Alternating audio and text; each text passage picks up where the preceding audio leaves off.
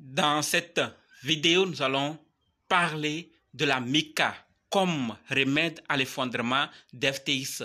Qu'est-ce que vous pensez? D'ailleurs, on va parler de ce que pense le régulateur européen à ce sujet. Et aussi, nous allons parler de JP Morgan qui va bientôt lancer son wallet. Êtes-vous au courant? C'est l'occasion. On va en parler tout de suite. Donc, si vous êtes intéressé, vous voulez savoir plus, continuez. OK? Salut. Ici, c'est la chaîne crypto-monnaie et investissement. Et sur cette chaîne, nous parlons de deux thèmes, les crypto-monnaies en général et quelques business en particulier. Alors, si ces deux thèmes vous intéressent, n'hésitez pas. Cliquez sur s'abonner, activez la cloche de notification pour ne rien rater sur toutes les vidéos d'urgence. Et prenez place car il y a de la place pour tout le monde, y compris vous, quelle que soit votre position géographique. Ok, mille merci à tous ceux qui sont déjà abonnés, qui mettent des commentaires et qui partagent mes vidéos. Grâce à vous, on a plus de 6500 abonnés et je vous dis merci du soutien. On va aller dans le but. Mais oui, vous n'avez pas cliqué sur s'abonner, c'est fait? Ok, c'est parti. Avant d'aller dans les détails, sachez que la formation pour analyser, acheter, vendre et sécuriser vos crypto-monnaies vous-même contenues. Si c'est votre première fois d'entendre parler des crypto-monnaies ou vous êtes dans le monde des crypto-monnaies il n'y a pas longtemps et que vous voulez vous former avant de bien vous lancer, alors cette formation est faite pour vous. Et également, si vous êtes dans le monde des crypto-monnaies il y a longtemps, mais vous dépendez jusqu'ici d'autres personnes, cette formation est également faite pour vous. Quels que soient les cas, débutants ou anciens, préparez juste un budget de 20 000 francs CFA ou 35 $ ou 30 € et dites, je veux ta formation si vous êtes intéressé. Ok?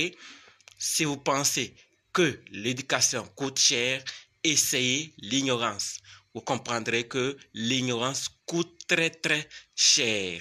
Allons dans le but de la vidéo maintenant. Voilà, MiCA comme remède à l'effondrement de FTX. Le régulateur européen le pense. Il pense que leur arrivée pourra améliorer les choses. Et pour ceux qui ne le savent pas, la MiCA, c'est un texte législatif européen qui a pour vocation de proposer un cadre légal au Bitcoin et aux crypto-monnaies. Alors, qu'est-ce qu'ils ont fait pour qu'on puisse le dire? Le 21 novembre, un membre du Parlement européen, Stefan Berger, essaie de vendre le modèle MiCA sous fond du désastre FTX. D'accord? Qui serait le résultat d'un manque de régulation? Donc pour eux, ce qui est arrivé à FTX, c'est parce qu'il n'y avait pas de régulation dans le secteur. C'est ce qu'ils disent. Puisqu'ils prônent la mise en œuvre maintenant d'un MiCA global. Vous voyez, qui imposerait les bonnes pratiques en matière de gestion aux entreprises crypto. Vous voyez, donc il y aura séparation des actifs. Ils vont demander qui est séparation des actifs. Il y aura qui est séparation des fonds des clients et qu'il y ait existence d'un livre blanc. Donc c'est ce qu'ils pensent le faire. Mais est-ce que vraiment la MiCA globale permettrait-il réellement à l'industrie crypto d'échapper à une autre catastrophe ou à un autre désastre à l'avenir? Là est la question qu'il faut se poser. Voilà, donc que chacun voit aussi, est-ce qu'ils pourront vraiment nous limiter? D'ailleurs, ils donnent comme avis que la gestion de FTX était tellement catastrophique que le régulateur aurait pu tirer la sonnette d'alarme à temps pour protéger les investisseurs s'ils avaient mis en œuvre la réglementation existante qui encadre les bourses classiques. Donc, la régulation qui est dans les banques physiques que nous connaissons. Donc, si on mettait aussi cette réglementation dans la blockchain du côté des crypto-monnaies, alors on aurait évité ce désastre qui est arrivé à FTX. Donc, on devait avertir rapidement les investisseurs afin qu'ils puissent prendre leurs dispositions. Mais la question qui se pose, est-ce qu'ils pourront vraiment le faire? Mais nous espérons aussi qu'ils viennent afin de nous aider aussi, s'ils ont leurs possibilités, dans leur volonté de venir, s'ils peuvent éliminer certains projets dirigés par des escrocs, comme je l'ai parlé dans la vidéo de la vente des KYC. Vous voyez, des identités. Donc ces gens aussi, on pourra rapidement les reconnaître, voir face à face les dirigeants, et si c'est faux, vous allez voir qu'ils vont nous alerter sur certains projets. Vous voyez, donc pour le moment, on espère qu'ils viennent ne les voyons pas d'un mauvais œil parce que vous ou vous et moi, nous pouvons facilement investir dans des projets sans trop aller dans les détails. Mais certains veulent voir qui est derrière le projet, qu'est-ce qui se passe, est-ce que vraiment... Donc, ils vont tellement fouiller qu'ils seront encore, malgré même qu'ils seront convaincus que c'est l'équipe en question, ils vont encore réfléchir sur beaucoup de questions telles que est-ce que c'est sûr, s'ils me font tant... Donc, ils réfléchissent sur beaucoup. Donc, beaucoup veulent voir du sérieux avant de venir. Et il faut que les réglementations viennent pour que dans ce monde, tout puisse bien marcher. Donc, voilà ce que je voulais parler par rapport à la MICA. Qu'est-ce que vous pensez? Est-ce qu'elle doit venir ou pas? Quel que soit le pays dans lequel vous êtes, est-ce qu'il faut cette réglementation globale, ces textes de façon globale ou non? Parlons maintenant de JP Morgan qui va bientôt lancer son wallet. JP Morgan prépare son wallet crypto. Un pas vers l'adoption? C'est une question qui se pose. Un pas vers l'adoption?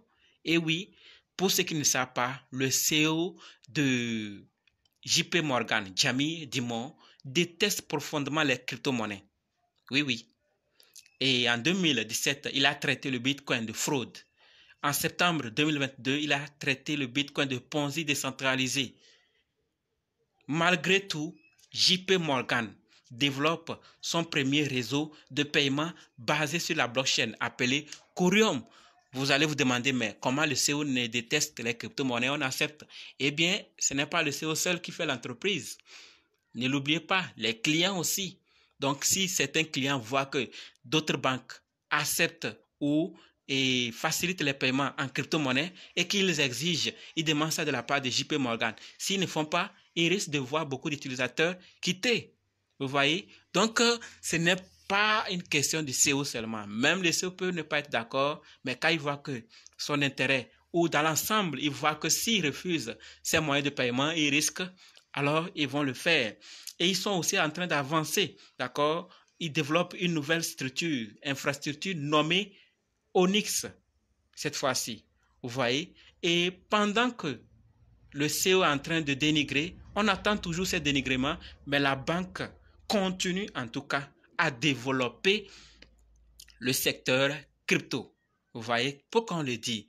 L'avocat Michael Kondoudis, spécialisé dans les brevets, les dépôts et les brevets, les dépôts plutôt de brevets et marques, rapporte via un tweet le terme suivant, JP Morgan Wallet, et dit JP Morgan Wallet est désormais une marque déposée. Vous voyez, donc ils sont officiellement reconnus. Ils ont déposé leur marque. Vous voyez, donc ce n'est pour rien. Et pour ceux qui pensent que c'est une affaire de cette année, et non, non, non, non, non, non, tout n'a pas commencé aujourd'hui. La demande d'enregistrement de JP Morgan Wallet remonte à juillet 2022. Vous voyez très bien, ça remonte à juillet 2020. Donc, ce n'est pas aujourd'hui que tout a commencé. Donc, quand vous voyez un géant intervenir aujourd'hui ou dire qu'il veut lancer tel dans le domaine de la blockchain, ne pensez pas que c'est cette année. Ça a commencé depuis. D'accord? Ils ont mûri les idées et ils ont vu que c'est une technologie qui a du long terme, qui va faire beaucoup, qui a ses débuts et que s'ils peuvent se positionner maintenant, ils pourront être gagnants dans ce monde. Vous voyez? Donc, JP Morgan a sa marque déposée. Ils ont commencé les démarches d'enregistrement depuis 2020. Vous voyez? Et qu'est-ce qu'on peut trouver dans ces wallets? On nous dit qu'il y aura beaucoup de choses. D'accord? Les services financiers couverts par JP Morgan Wallet disponible.